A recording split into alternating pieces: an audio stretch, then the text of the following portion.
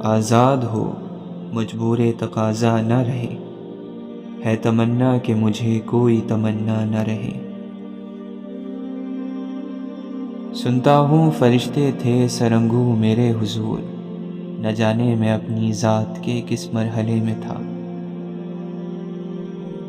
میں قربان جاؤں اس رب پر جو دروازہ بھی وہاں سے کھولتا ہے جہاں سوچا بھی نہیں ہوتا۔ زندگی بھر خدا کو ڈھونڈا، من میں دیکھا، من میں پایا۔ جاؤ پہلے خود کو ڈھونڈو تاکہ تم مجھے بھی پا سکو۔ خواب، خواہش اور لوگ جتنے کم ہو اتنا اچھا ہے۔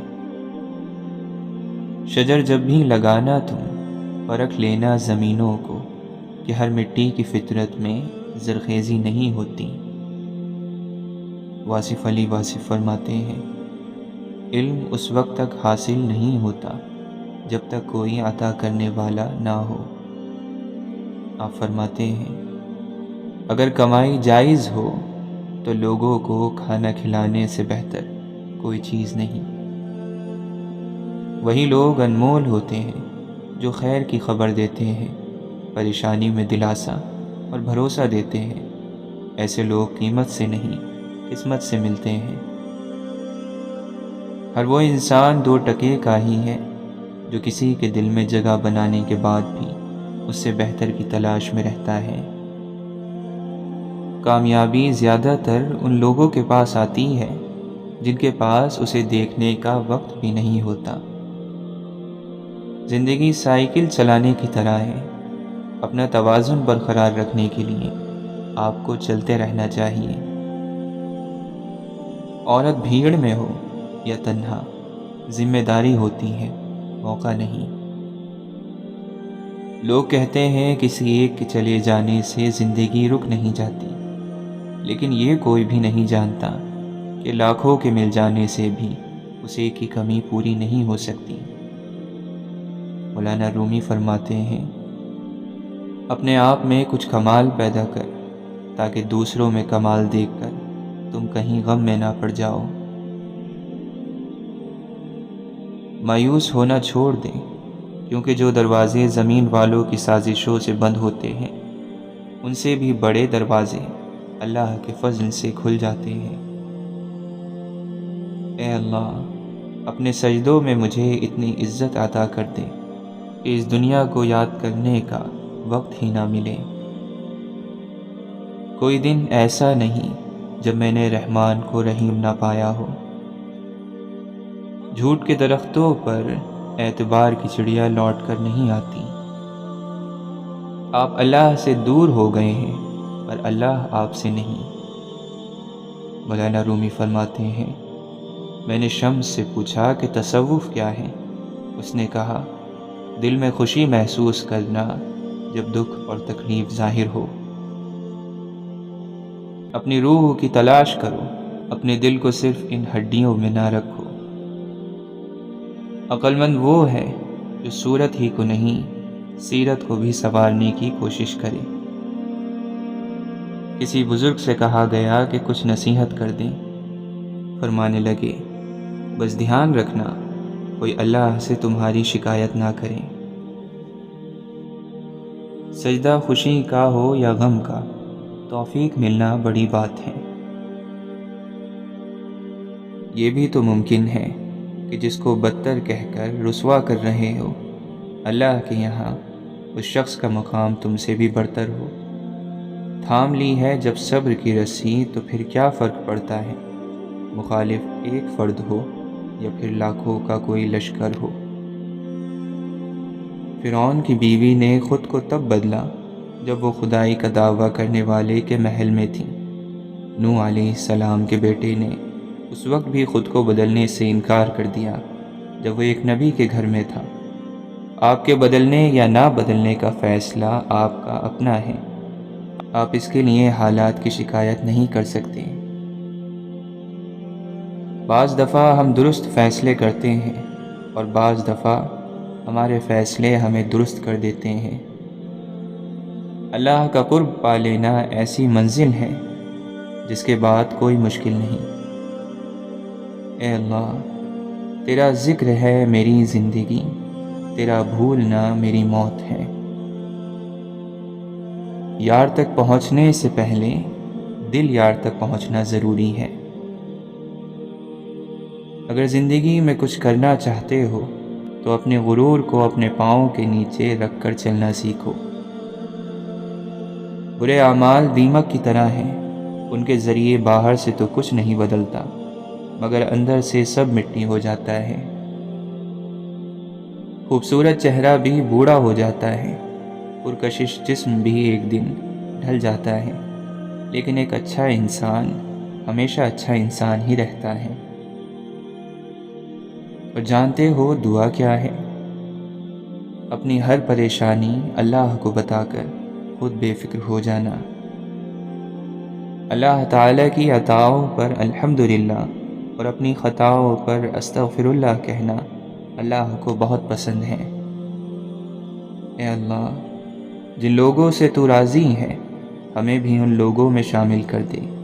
اے اللہ، جن لوگوں پر تیرا خاص کرم ہے ہمیں بھی ان لوگوں میں شامل کر دے۔ جن لوگوں کو تو معاف کر چکا ہے ہمیں بھی ان لوگوں میں شامل کر دے۔ جن لوگوں سے تو بہت زیادہ پیار کرتا ہے ہمیں بھی ان لوگوں میں شامل کر دے۔ جن لوگوں کی توبہ تو قبول کرتا ہے ہمیں بھی ان لوگوں میں شامل کر دے۔ جن لوگوں کی تو دعائیں قبول کرتا ہے ان لوگوں میں ہمیں بھی شامل کر دے۔ کارناموں پر نہیں بلکہ بچوں کی پرورش کی بنا پر بنتی یا بگڑتی ہیں۔ بیٹی کا پہلا حق جو ہم کھا جاتے ہیں وہ اس کے پیدا ہونے کی خوشی ہے۔ بابا جی کہتے ہیں بیٹا، دل صاف نہ ہو تو ماتھے پر محراب نہیں داغ ہوتا ہے۔ صلاح الدین ایوبی فرماتے ہیں، قوم کا ہر فرد اپنی جگہ بادشاہ ہوتا ہے، کسی بھی شخص کو قومی وقار سے محروم نہ کرو۔ امام شافعی فرماتے ہیں، روز محشر بہت سی حسین صورتیں جہنم کا ایندھن بنیں گی۔ جب سقراط کو یونان کا سب سے عقل مند شخص قرار دیا گیا تو اس پر وہ بولا، جو سب سے زیادہ اپنی جہالت سے باخبر ہے وہی سب سے زیادہ عقل مند ہے۔ دنیا کی ہر چیز تنہائی کی کوکھ سے جنم لیتی ہے۔ تمہارا لباس بے شک خراب اور سلوٹوں بھرا ہو، کوشش کرو کہ تمہاری روح ہمیشہ صاف ستھری اور پاکیزہ رہے۔ کچھ دفعہ آپ کامیاب ہوتے ہو اور باقی دفعہ آپ سیکھتے ہو۔ علم کی سب سے بڑی دشمن جہالت نہیں بلکہ سب معلوم ہونے کی خوش فہمی ہے۔ قدرت حالات کے مطابق ایسے آدمی پیدا کر دیتی ہے جس کی وقت اور حالات کو ضرورت ہوتی ہے۔ اگر آپ کو پختہ یقین ہے کہ آپ کر سکتے ہو تو آدھا سفر مکمل ہو گیا۔ ناکامی کی سب سے بڑی وجہ یہ ہے کہ انسان سمجھتا ہے کہ اس کے پاس وقت بہت ہے۔ اگر کسی انسان کے کردار کا صحیح اندازہ لگانا ہو تو اسے طاقت یا بڑے عہدے سے نواز دو۔ عقل مند آدمی کبھی اپنی تکلیف کا رونا نہیں روتا بلکہ اپنی تکلیف کو دور کرنے میں خوشی سے مصروف ہو جاتا ہے۔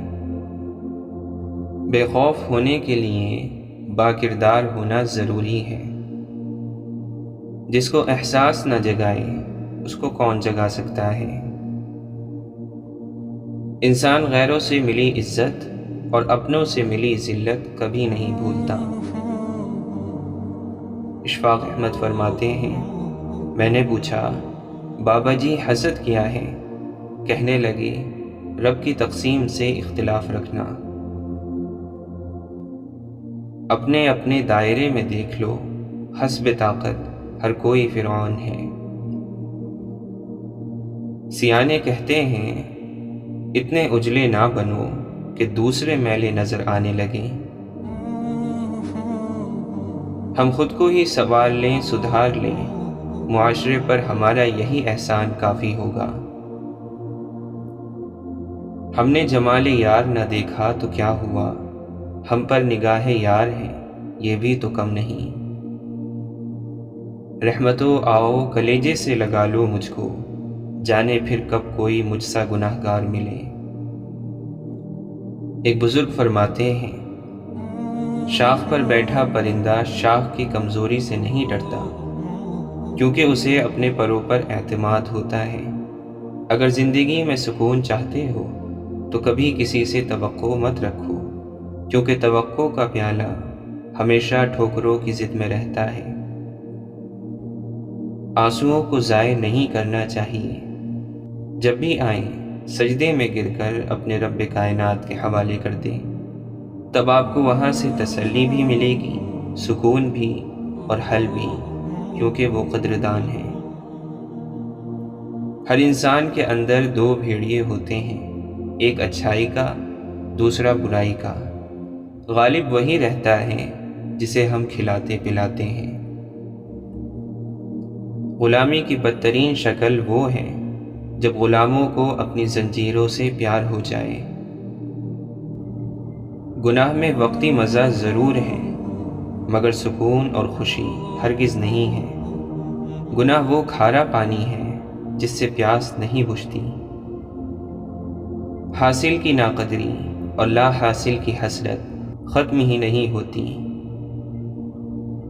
زندگی بدلنے کے لیے لڑنا پڑتا ہے اور آسان کرنے کے لیے اسے سمجھنا پڑتا ہے۔ وقت آپ کا ہے، چاہو تو سونا بنا لو اور چاہو تو سونے میں گزار دو۔ جس کا رابطہ خدا کے ساتھ ہوتا ہے وہ ناکام نہیں ہوتا۔ ناکام تو وہ ہوتا ہے جس کی امیدیں دنیا سے وابستہ ہوں۔ بلا وجہ بولتا ہوا عقل مند پاس بیٹھے ہوئے خاموش بیوقوف سے زیادہ بیوقوف لگتا ہے۔ ساری دنیا کے رہنماؤں کی رہنمائی کچھ نہیں کر سکتی اگر آپ خود کچھ نہ کرنا چاہیں۔ خوش فہمیوں کے سلسلے اتنے دراز ہیں، ہر اینٹ سمجھتی ہے کہ دیوار مجھ سے ہے۔ خاموش رہیے یا پھر اپنے الفاظ کو اس قابل بنائیے کہ وہ خاموشی توڑنے کے لائق ہو۔ انسان کی ذہانت اور شخصیت دھری کی دھری رہ جاتی ہے جب اس کا اس کے نصیب سے پالا پڑتا ہے۔ دوران گفتگو محض کسی کو نیچا دکھانے کے لیے غیر ضروری تنقید احساس کمتری کو ظاہر کرتی ہے۔